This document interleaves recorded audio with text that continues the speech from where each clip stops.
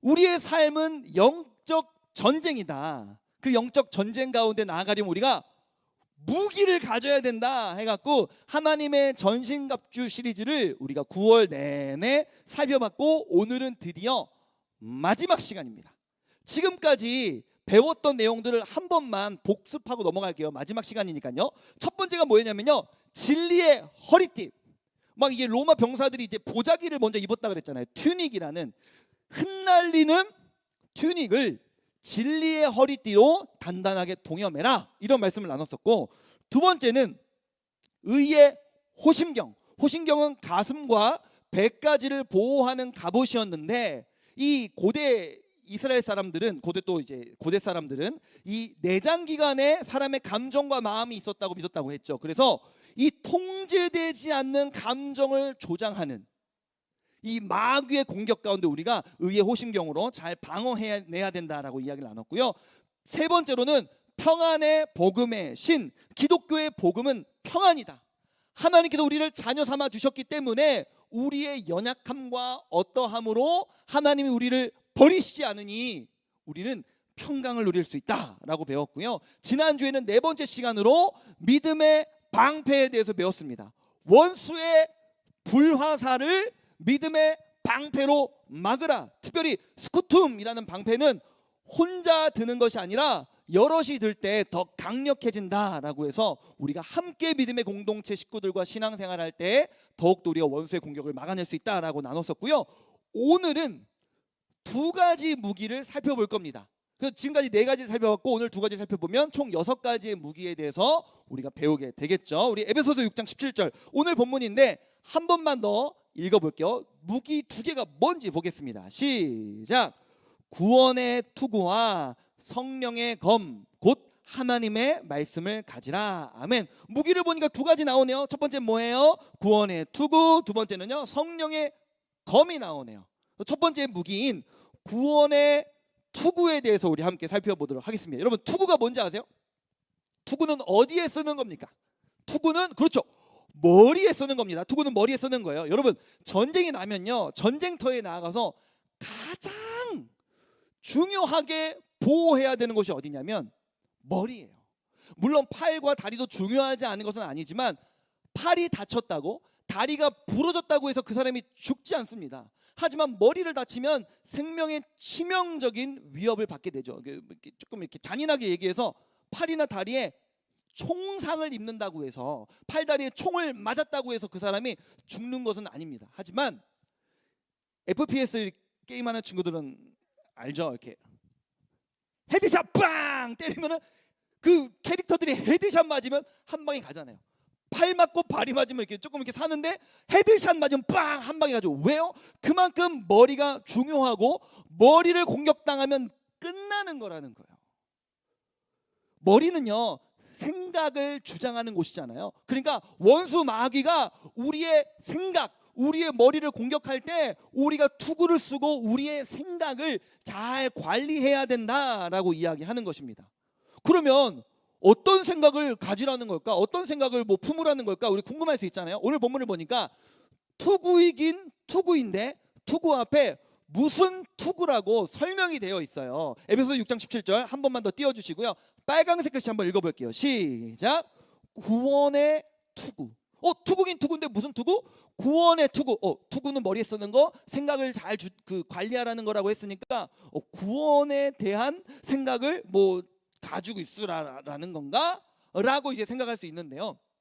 여러분, 어릴 때부터 우리가 주일학교 때부터 어린이 부설 때부터 여러분 우리는 구원받았습니다, 하나님의 자녀입니다, 이런 식으로 우리가 많이 배웠는데요. 사실 구원이라는 개념은 굉장히 넓은 개념이에요. 그래서 목사님은 오늘 이 구원이라는 이 단어에 대해서 딱 정리를 해드리겠습니다. 이것만 여러분 메모하고 기억하면 여러분이 그동안 배웠던 구원이라는 내용을 딱 알맞게 정리할 수 있는데, 구원에는 여러분 시제가 있습니다. 영어에 시제가 있잖아요. 영어에도 이제 과거, 현재, 미래가 있지 않습니까? I go to church. 나는 교회 간다. 현재형이죠. 과거형은 어떻게 합니까? I went to church. 과거, 나는 교회 갔다. 미래형은 어떻게 바꾸면 됩니까? I will go to church 이러면 이제 나는 이렇게 교회 갈 것이다라고 하면서 목사님 영어를 좀 이렇게 하는 목사님이어서 여러분들이 많이 이렇게 설교가 그래서 어려울 수 있어요. 영어를 목사님 자주 쓰다 보니까. 그런데 구원에도 시제가 있습니다.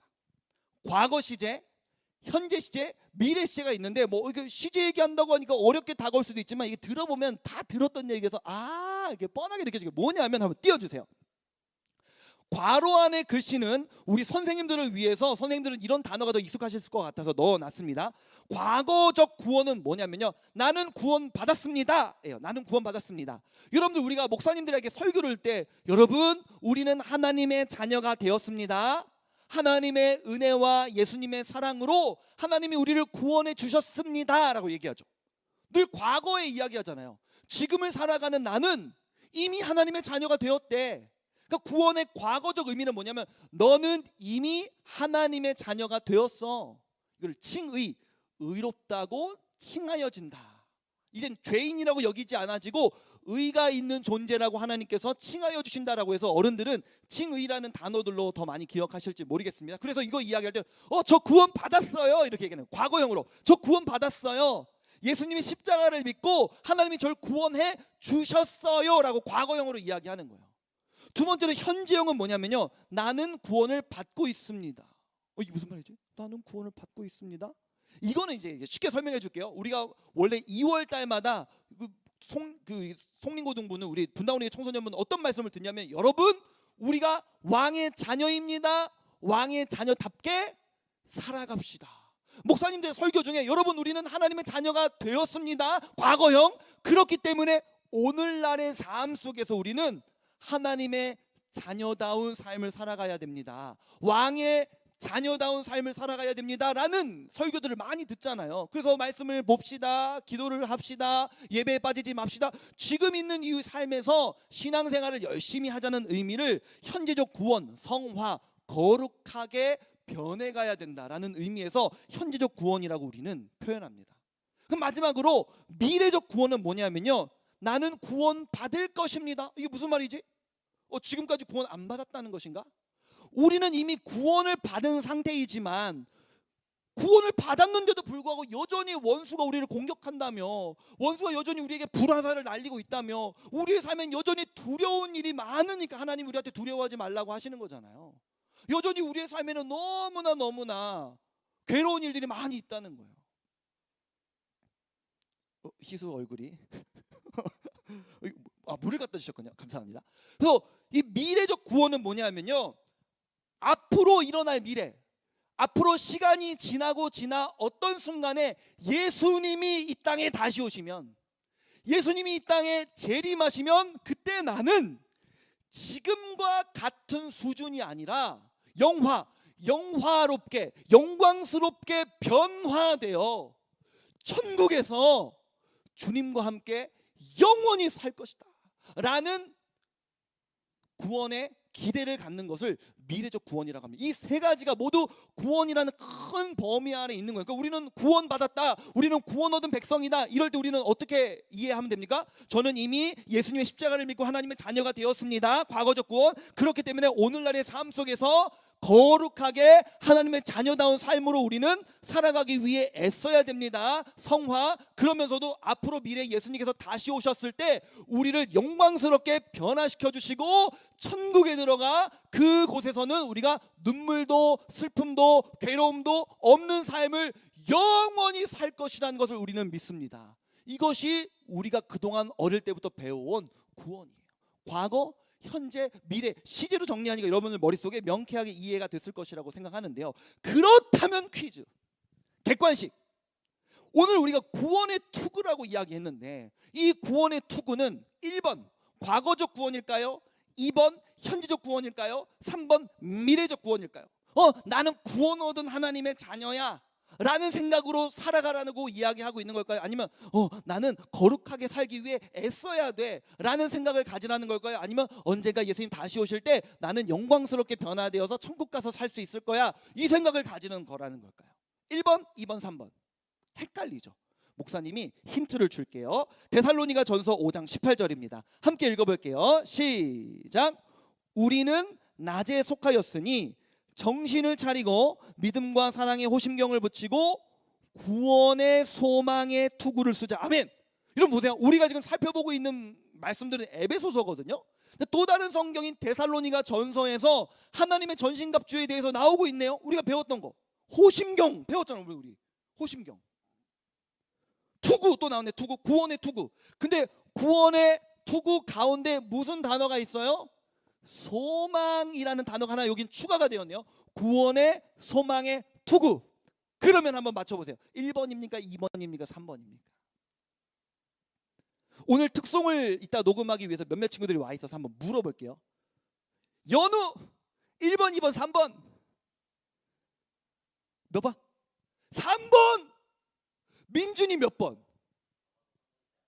아마도 3번이지 않을까. 은우 몇 번? 3번으로 지금 대동단결됐는데 정답은 3번입니다. 야, 연우, 민준이, 은우 그렇게 안 봤는데 이 친구들이 똑똑하구만. 이게 무슨 의미냐면요. 소망은 여러분 언제나 hope, H-O-P-E, hope는요 언제나 미래를 향한 기대잖아요. 너는 어떤 소망이 있어? 나 새 휴대폰 사고 싶잖아. 소망하는 거잖아요. 소망. 미래를 소망하는 거예요. 나는 여자친구가 생겼으면 좋겠어. 이루어질까요? 그런 소망이 있다는 거지. 미래 어떤 순간에 난 여자친구 있었으면 좋겠다고 소망해보는 거야. 나는 좋은 대학에 갔으면 좋겠어. 이것이 소망이잖아요. 소망. 미래에 일어날 일을 기대하는 것이 소망이라는 거예요. 우리의 영적인 전쟁터, 지금의 삶은 너무 힘들지만 우리 어떤 생각으로 살아가라는 거예요? 구원의 투구를 쓰라는 것은 미래에, 지금의 삶은 너무 힘들지만 미래에 예수님께서 재림하셨을 때 우리의 모든 이 땅에서의 괴로움은 끝이 나고 우리는 영광스러운 모습으로 변화되어 천국 가서 영원히 살 것이다 라는 천국 소망 갖고 이 땅을 살아가라고 이야기하는 것이, 그게 우리의 무기라고 이야기하는 것이 구원의 투구, 구원의 소망의 투구인 것입니다. 여러분, 공부 좀 못하면 어떻습니까? 천국 가서 공부 안 하는데. 나이스. 돈 좀 없으면 어떻습니까? 천국에 계시는 우리 하나님은 너무나 부유하신데 외모 좀 떨어지면 어떻습니까? 여러분 기뻐하십시오. 부활한 우리의 몸은 얼굴이 바뀝니다. 기뻐하십시오. 여러분 얼굴이 바뀝니다. 그 예수님께서 부활하셨을 때요, 제자들이 처음에 예수님을 못 알아봤어요. 그랬던 것으로 봤을 때 이제 신학자들은 부활한 예수님이 이 땅에 계셨을 때의 모습과 부활하신 예수님의 모습을 좀 달랐다 이렇게 우리가 추측하거든요. 그리고 여러분 기뻐하십시오. 기뻐하십시오. 부활하면 우리 얼굴이 바뀌어요. 뭐 등신 몇 등신 이런 걸로 괴로워하지 마세요. 우리는 바뀔 줄로 믿습니다. 바뀝니다. 좀 이 땅에 살면서 건강하지 않으면 어떻습니까? 천국에서는 온전한 몸으로 영원히 살 수 있다고 성경은 이야기합니다. 이 땅에서의 삶이 고되고 힘들 때 우리가 이 땅에서의 삶을 견뎌낼 수 있는 힘이, 그리스도인의 힘이 어디서 나온다고 이야기하는 거예요? 이 고난은 터널에는 언젠가 끝이 있듯이, 터널 끝에 빛이 있듯이 우리의 이 모든 고통과 고난은 언젠가는 끝이 나고 천국에서 주님과 영원히 산다. 이것이 우리가 갖고 있는 신자의 무기, 구원의 소망의 투구라는 것입니다. 이번 주 중에도 한 어머님과 연락을 했어요. 어머님이랑 이제 다음 주 화요일에 만나기로 했는데요, 그 가정은 오랫동안 저와 연락을 하고 지내는 가정인데 너무 아이와 아버지가 사이가 안 좋은 거예요.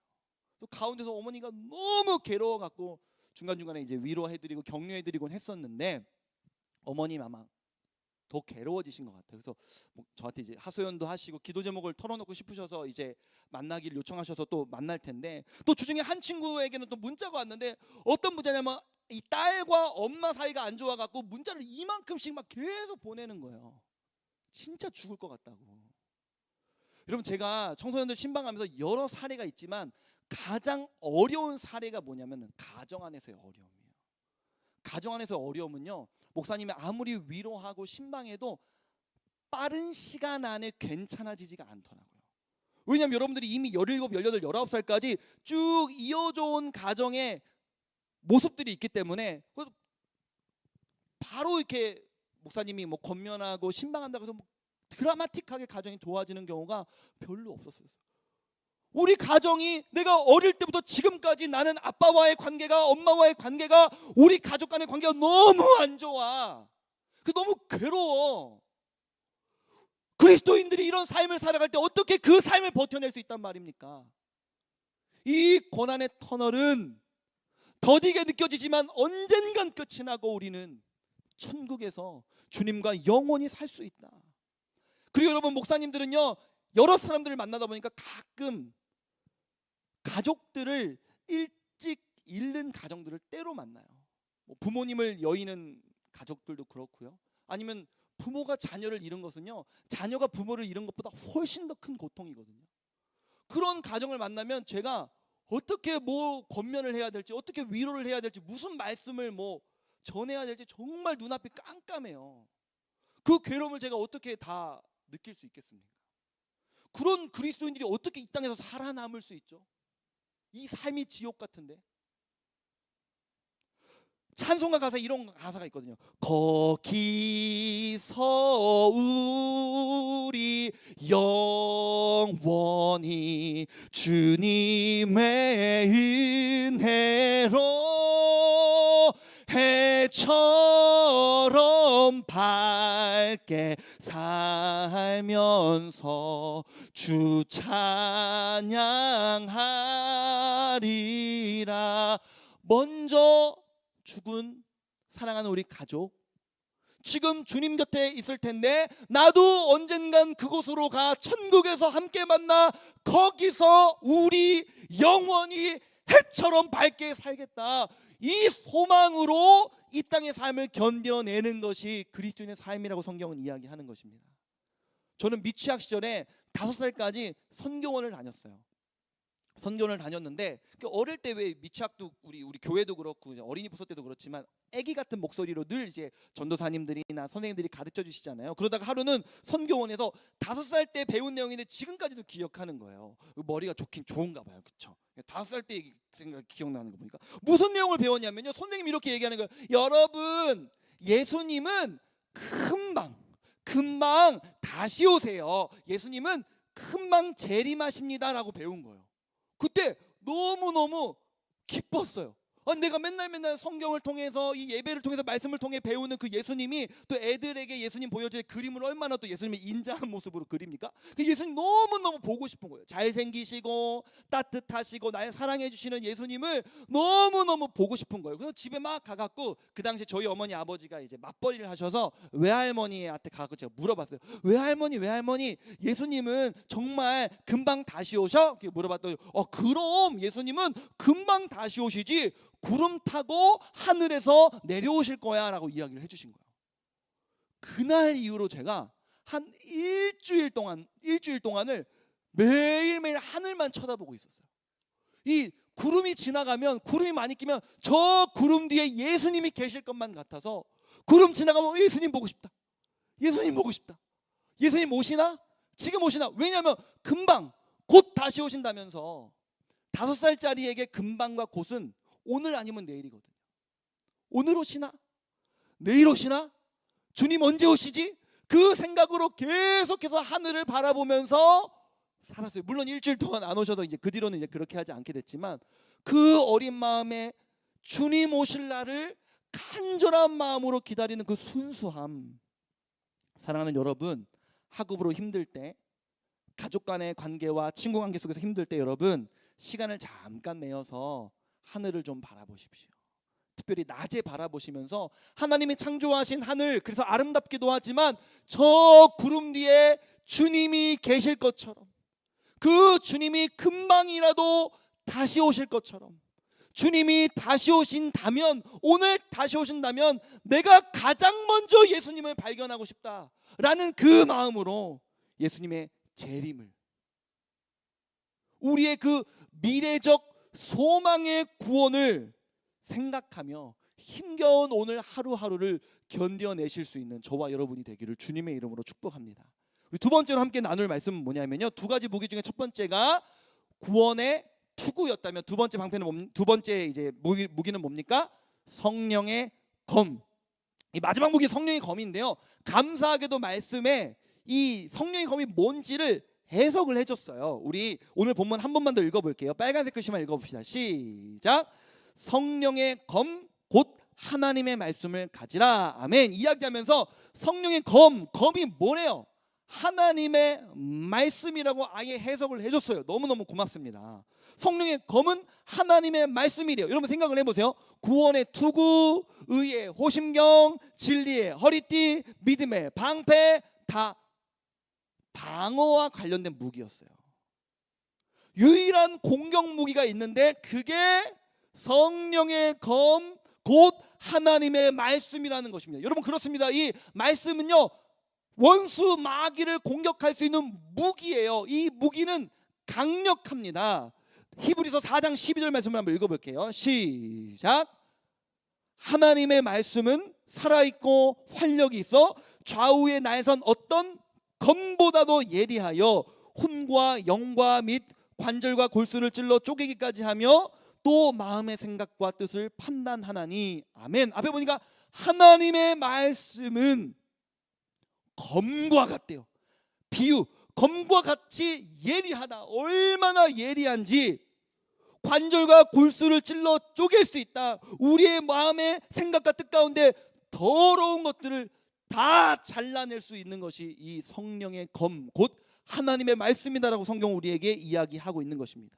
원수 마귀가 우리의 마음과 생각을 지배하려고 할 때 우리는 뭘로 원수 마귀를 대적해야 되는 거예요? 성령의 검 곧 하나님의 말씀. 그래서 우리 잘 알고 있죠. 예수님에게 마귀가 찾아와서 예수님을 유혹하잖아요. 첫 번째, 야, 너 금식 기도하느라 배고프지? 돌들로 떡을 한번 만들어 볼래? 그래도 예수님께서 뭐라고 말씀하셨냐면 기록되었으되. 이게 무슨 말이에요? 말씀에 기록되어 있기를. 예수님이 마귀와 싸우시고 대적하실 때 뭘 이용하셨다는 거예요? 성령의 검 곧 하나님의 말씀을 이용하셔서 마귀를 내쫓으셨다는 겁니다. 기록되었으되 사람이 떡으로만 살 것이 아니요. 그리고 마귀가 예수님을 성전 꼭대기로 데려가더니 야, 너 하나님의 아들이라며 뛰어내려 봐. 그럼 천사가 너를 멋지게 팍 받쳐줘야 되는 거 아니야? 사람들이 눈 뿅 가갖고 너를 믿을 거 아니야. 한번 해봐. 기적을 일으켜봐 했더니 예수님께서 또 뭐라고 말씀하셨냐면 기록되었으되 주 너의 하나님을 시험하지 말라. 마지막으로 원수 마귀가 야, 너 그냥 하나님의 아들 하지 말고 그냥 나한테 들어와. 나도 힘 겁나 세거든. 나한테 절하면 내가 이 세상의 모든 영광과 부귀를 너에게 줄게 라고 했더니 또 예수님이 사탄아 물러가라. 기록되었으되 주 너의 하나님께 경배하고 다만 그만 그를 섬기라 하였느니라. 다 이 세 번의 말씀을 신명기 말씀을 가지고 기록되었으되 이 말씀으로 예수님은 원수 마귀를 대적하시고 물리치셨습니다. 사랑하는 여러분, 우리의 삶에 원수 마귀가 우리를 공격할 때마다 이 말씀으로 원수 마귀를 대적하십시오. 그럼 그 마귀가 우리를 피할 줄로 믿습니다. 여러분 저는요 이 성경책을 볼 때마다 얼마나 감사한 마음이 드는지 몰라요. 여러분 성경책 집에 있는 친구들은 한번 이렇게 들어볼래요? 성경책 있는 친구들 들어보세요. 자, 성경책이 요 정도 두께 되죠? 손바닥만 하고 요 정도 두께 됩니다. 솔직히 말해서 이 글자 크기만 좀 줄이면 저는 군대 갈 때 요거의 한 4분의 1 정도 되는 성경책을 10,000원짜리를 사갖고 여기 이 건빵 주머니라고 하잖아요. 여기 주머니에다가 카고 바지 옆에 이게 주머니에다가 저는 넣고 다니면서 훈련 때 성경을 읽었는데요. 마음만 먹으면 이 허벅지에다가 그냥 넣고 다닐 수도 있는 게 요즘 사이즈로 나오는 게 성경책이란 말이에요. 여기서 솔직히 말하면 찬송가 있잖아. 뭐 찬송가가 한 3분의 1 되잖아. 그럼 찬송가 빼고 성경만 하면 뭐 요 정도 두께 되거든요. 요 정도 두께. 근데 저는 이 요 정도 두께 성경을 볼 때마다 얼마나 감사하냐면 어떤 감사가 드냐면 만약에 이 성경의 내용이 한 8만 대장경 정도의 분량으로 우리에게 주어졌다면 우리가 성경을 읽겠습니까? 성경의 분량이 겁나 많은 거야. 그럼 우리가 성경을 읽겠냐고요. 야, 평생 동안 성경은 한 번도 못 읽겠구나. 아, 포기. 안 해. 우리는 너무 격차가 우리와 멀리 떨어져서 우리 포기해버리잖아요. 안 한단 말이에요. 또 만약에 하나님이 그냥 성경을 얇게 그냥 마태복음만 주셨거나 창세기만 또 주셨다고 생각을 해봐. 우린 또 얼마나 의심이 많아. 얼마나 궁금한 게 많아. 성경에 이것도 안 써있다, 저것도 안 써있다, 이것도 안 써있다, 저것도 안 써있다. 그래서 못 믿겠다. 우리 또 의심하고 그럴 거 아니야. 그러니까 하나님께서는 우리에게 손으로 들고 다닐 수 있는 분량으로, 마음만 먹으면 1년에 한 번도 두 번도 전체를 처음부터 끝까지 다 읽을 수 있는 적당한 분량으로. 얼마 전에 우리 아내를 보니까 로마서 12장을 그냥 통으로 외우더라고요. 맨날 막 1절 외우고 2절 외우고 3절 외우고 4절 외우고 5절 외우고 하면서 진짜 로마서 12장을 1절부터 막 끝까지 막 외워버리는 거예요. 저는 그거 진짜 때려도 못합니다. 저 그거 너무 외우는 거 너무 못하거든요. 그러니까 마음만 먹으면 말씀을 암송할 수 있는 분량으로 우리에게 주셨다는 거예요. 이게 저는 얼마나 이 성경의 분량에 감사한지. 왜요? 하나님께서 이 말씀을 우리에게 반복해서 읽고 읽어 이것을 내 것으로 삼아 원수가 우리를 어떤 상황에서 공격할 때마다 적절한 말씀을 기억해내서 그 말씀으로 원수를 대적하라는 거예요. 이래도 안 읽는다고? 하나님이 그러실 것 같아. 야, 이래도 안 읽는다고? 이만큼 줬는데 무겁지도 않잖아. 니네 노트북은 그렇게 무거운 거 막 잘 메고 다니면서 이거 무게 얼마나 된다고 이것도 안 읽냐? 하나님 그러실 것 같아. 우리에게 너무 꼭 맞는 분량으로 성경을 주셨잖아요. 그래서 우리 친구들에게 이렇게 물어봤어요. 이 예수님처럼 우리가 어떤 특정한 순간에 말씀을 꺼내서 원수를 대적한 경험이 있냐? 목사님 어제 여러분한테 단체 문자를 보냈잖아요. 내게 정말 마음속에 꼭 남아있는 인생 말씀이 있냐? 왜 그것이 너희들의 인생 말씀이냐라고 여러분들에게 물었더니 몇몇 친구들이 답장을 해줬는데 그 답장의 내용을 좀 여러분들에게 공유를 하겠습니다. 뭐라고 했냐면, 먼저 잠시만요. 여기 있다. 잠시만요. 여기 있다. 보겠습니다. 먼저 첫 번째로 어떤 친구는 데살로니가전서 5장 16절에서 18절이래요. 항상 기뻐하라, 쉬지 말고 기도하라, 범사에 감사하라, 이는 그리스도 예수 안에서 너희를 향하신 하나님의 뜻이니라. 이 말씀이 액자에 걸려 있는데, 이것들을 액자에 집에 걸려 있다 보니까 화장실 갈 때, 밥 먹을 때 너무너무 자주 보게 된다는 거예요. 언제나 자주 보는 말씀이지만 볼 때마다 늘 말씀이 새롭대요.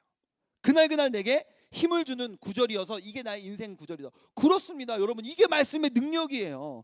베드로전서 3장 14절을 보니까 뒷부분에 두려워하지 말며 근심하지 말고. 근데 앞부분에 보면 이런 내용이 있거든요. 의를 위하여 고난을 받으면 복이 있는 자다. 그러니까 의를 위하여 고난을 받으면, 이 친구의 해석에서는요, 내 삶에 안 좋은 일들이 때로 있지만 그 일이 있는가 하면 또 하나님께서 복 주시는 일들도 있으니, 안 좋은 일들이 있을 때마다 이후에 끝내 그것을 복으로 바꿔주실 하나님을 기대하게 된다. 그래서 이게 나의 인생 말씀이다라고 이야기하는 거예요. 너무너무 멋진 고백이죠. 어떤 친구는 사람이 마음으로 자기의 길을 계획할지라도 그의 걸음을 인도하시는 이는 여호와시니라. 내 생각대로 내 앞길이 결정되지 않는다 할지라도 하나님께서 내 삶을 인도하신다고 믿으니 감사하다. 이렇게 인생이 이렇게 내 말씀대로 내가 이끌려 가기를 원한다. 이게 여러분 말씀의 능력입니다. 어떤 사랑은요? 어떤 친구는요, 내 사랑하는 형제들아 견실하며 흔들리지 말고 항상 주의 일에 더욱 힘쓰는 자들이 되라. 이는 너희 수고가 주 안에서 헛되지 않은 줄 알미라. 이 친구는 큐티하다가 이 말씀이 너무 좋아갖고 책상 위에 써붙여놨대요. 근데 이제 큐티한 지 오래돼갖고 이 말씀을 잊고 지냈다가 목사님 문자를 보고 맞아, 나한테 이 말씀이 있었지 하면서 다시 발견하게 됐다고 너무 감사하다고 했는데, 이 친구에게 꽂혔던 이 문장은 뭐냐면 헛되지 않는다. 너의 수고가, 주 안에서 너의 수고가 결코 헛되지 않는다. 지칠 때마다 이 말씀을 나는 되새긴다, 이렇게 이야기를 하는 거예요. 여러분, 더 많은데 제가 지금 시간이 없어서 다 소개를 못하지만, 여러분 이게 말씀의 능력입니다. 지금 말씀이 여러분의 삶의 능력을 발휘하고 있다는 게 이 증거 아닙니까? 우리 친구들이 말씀을 읽고 그 말씀을 기억해내면서 이 말씀이 내 삶에 영향력을 미치고 있대요. 이게 말씀의 능력입니다. 원수가 우리의 삶을 공격할 때마다 이 능력의 말씀, 성령의 검으로 원수 마귀를 대적하는 여러분이 되기를 주님의 이름으로 축복합니다. 오늘 분반 모임 시간에 꼭 참여하셔서 여러분의 인생 말씀에 대해서 한번 나눠보세요. 그래서 얼마나 이 하나님 말씀이 많은 사람들에게 능력을 발휘하고 있는지 여러분들 한번 경험하는 시간이 되었으면 좋겠습니다. 마지막으로 우리 시편 1편 1절 2절을 한번 읽어봤으면 좋겠는데요. 함께 말씀 읽겠습니다. 시작. 복 있는 사람은 악인들의 꾀를 따르지 아니하며 죄인들의 길에 서지 아니하며 오만한 자들의 자리에 앉지 아니하고 오직 여호와의 율법을 즐거워하여 그의 율법을 주야로 묵상하는도다. 아멘. 어떤 사람이 복 있는 사람이래요? 하나님의 말씀 율법을 너무 즐거워하며 이 말씀을 밤낮으로 묵상하는 사람이 복 있는 사람이라고 성경은 이야기합니다. 여러분, 말씀을 사랑하고 가까이 하는 사람은 복이 있습니다. 원수 마귀가 그 사람의 인생을 어찌할 수 없는 줄로 믿습니다. 예수님처럼 어떤 순간순간마다 이 적절한 말씀들을 우리가 기억해내서 원수 마귀의 공격에 대적할 수 있는, 능력의 말씀으로 대적할 수 있는 여러분이 되시기를 주님의 이름으로 축복합니다. 말씀을 마무리하면서 우리 함께 찬양하길 원하는데요, 오늘 함께 찬양할 이 찬양의 내용은 우리 9월 내내 불렀던 9월의 주제가 주의 약속하신 말씀 위에서예요. 신나는 곡이어서 다 같이 일어나서 함께 찬양할 텐데, 이 가사를 보면은 후렴에 우리가 배웠던 무기들이 나옵니다. 성령의 검을 들고 구원의 투구를 쓰고 믿음의 방패와 진리의 띠로 말씀 위에 굳게 서리라. 이 우리가 배웠던 무기들을 함께 떠올리면서 그동안 들었던 말씀들을 정리하면서 이 찬양을 하나님 앞에 올려드리겠습니다. 다 같이 일어나셔서 우리 함께 찬양하겠습니다.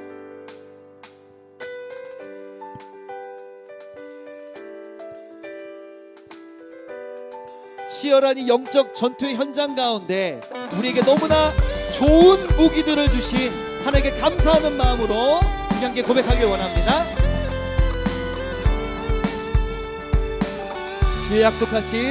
주의 약속하신 말씀 위에서 영원토록 주를 찬송하리라. 소리 높여 주께 영광 돌리며 약속 믿고 굳게 서리라.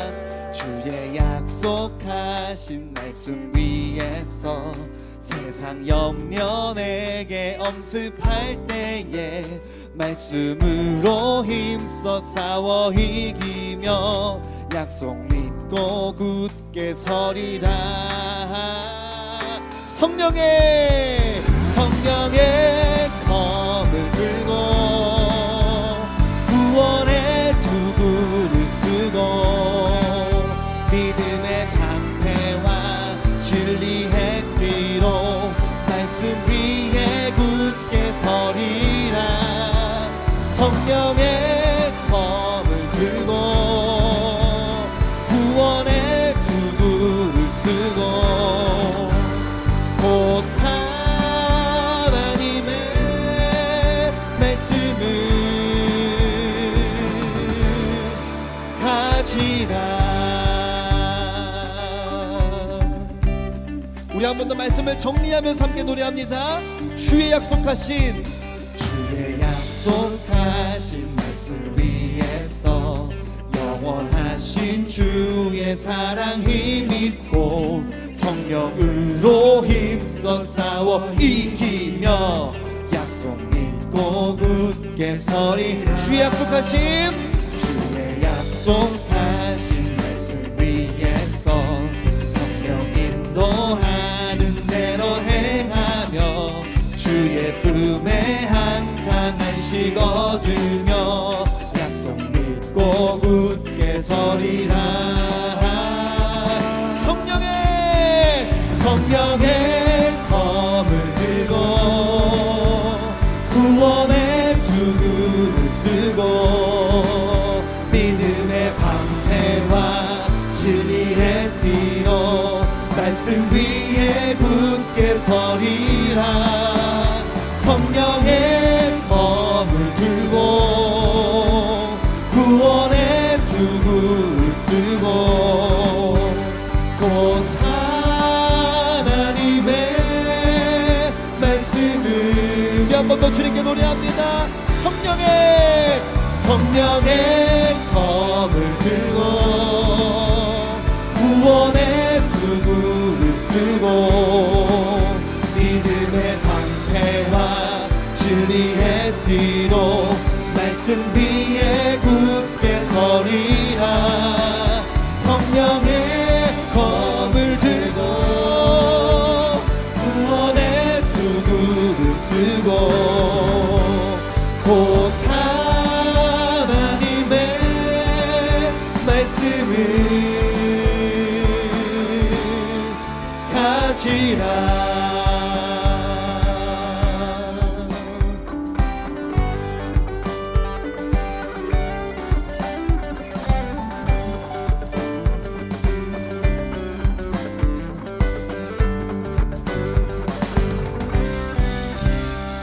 네, 우리 함께 기도하기를 원합니다. 함께 기도하실 때 사랑하는 여러분, 오늘 들은 말씀을 기억하면서 우리 함께 기도하기를 원합니다. 구원의 투구, 여기서 말하는 구원은 너 구원 받았어, 너 거룩하게 살아가야 돼 하는 그 구원이 아니라 미래적 구원, 영화에 대한 구원입니다. 소망의 구원입니다. 지금 이 땅 가운데 삶은 힘겹지만 주님 재림하실 때 그 모든 슬픔과 아픔은 사라지고 저 천국에서 사랑하는 우리 주님과 또 내가 너무나 사랑하는 믿음의 동역자들, 우리 가족들과 영원히 사는 것이 천국이다. 그 삶을 고대하고 기다리며 살아가는 것이 신자들의 삶이라는 것입니다. 사랑하는 여러분, 이 땅에서의 삶 가운데 수많은 원수의 공격이 있지만 성령의 검 곧 하나님의 말씀으로 그것들을 이겨나가십시다. 세상이 요구하는 가치관이 아닌 말씀을 우리의 가치관으로 삼아 원수가 세상적 가치관으로 공격할 때마다 적절한 말씀들을 기억해내어 원수와 싸울 수 있도록 말씀을 사랑하십시다. 읽고 또 읽으십시다. 모자르다면 외웁시다.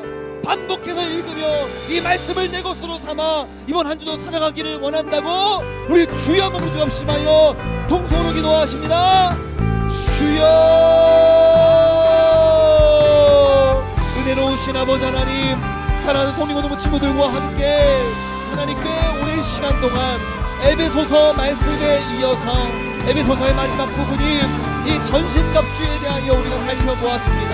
하나님이 치열한 영적 전투의 현장 가운데 우리를 홀로 내버려 두지 아니하시고 우리에게 너무나 적절한 좋은 무기들을 하나님이 허락하여 주신 줄로 믿습니다.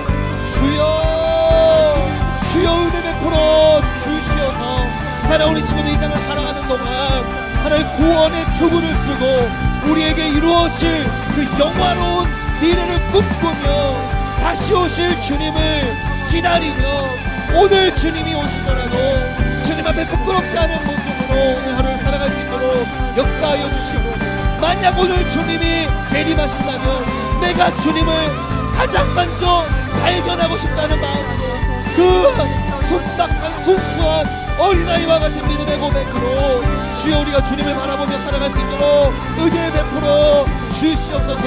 하나님, 주님께서 우리에게 주신 이 성령의 검 곧 하나님의 말씀을 사용하여 원수의 공격에 대적하게 하시고 이 말씀을 우리 가치관으로 삼아 살아갈 수 있는 우리 성령의 모친을 낼 수 있도록 주여 은혜 베풀어 주시옵소서.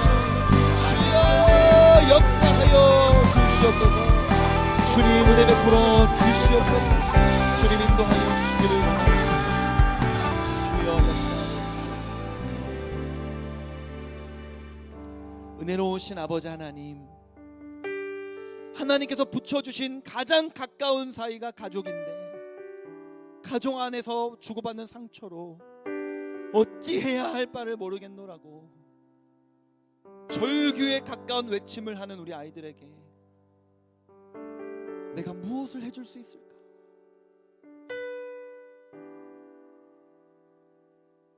너무나 일찍 사랑하는 부모님을 잃어서 절망 가운데 빠져있는 그 사랑하는 형제에게 우리는 어떤 위로를 줄 수 있을까?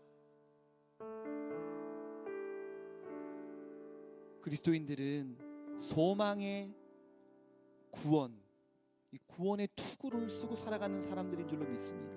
이 땅에서의 삶은 고되고 어렵지만 다가올 그 천국에서의 삶을 꿈꾸며 이 땅에서의 고난과 어려움들을 견뎌 나아갈 수 있도록 주여 역사하여 주시옵소서. 그날까지 우리에게 우리 수준에 꼭 맞는 성경을 주셔서